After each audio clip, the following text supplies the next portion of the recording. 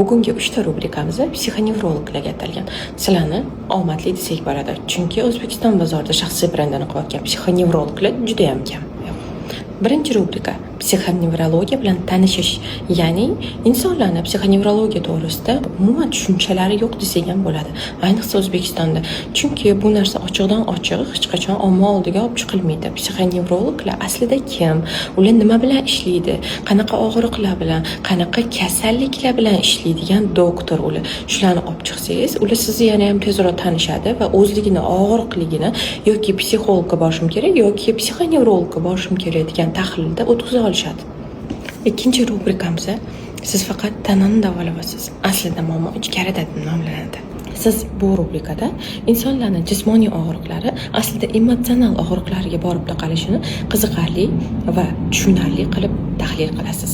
Odamlar boshim og'riyapti, belim og'riyapti, yuragim sanchiydi deb yuradi. Siz esa asl sabab ruhiy holatda ekanligini tushuntirib berasiz. Bu nega topga chiqadi?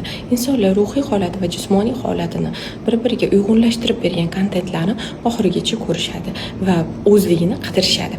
Siz ko'pincha o'zingiz kontentlaringiz orqali o'sha insonni anglatib bergan bo'lasiz. Uchinchi rubrikamiz bu oddiy emas edi deb nomlanadi.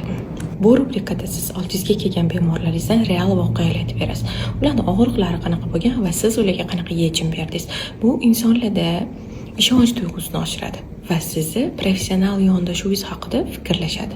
Fan sahifamga obuna bo'ling, meni kuzatishda davom eting. Agar keyingi rubrikalarni sizga atab chiqarishni xohlasangiz, kommentariyada o'zingiz so'zingizni yozib keting.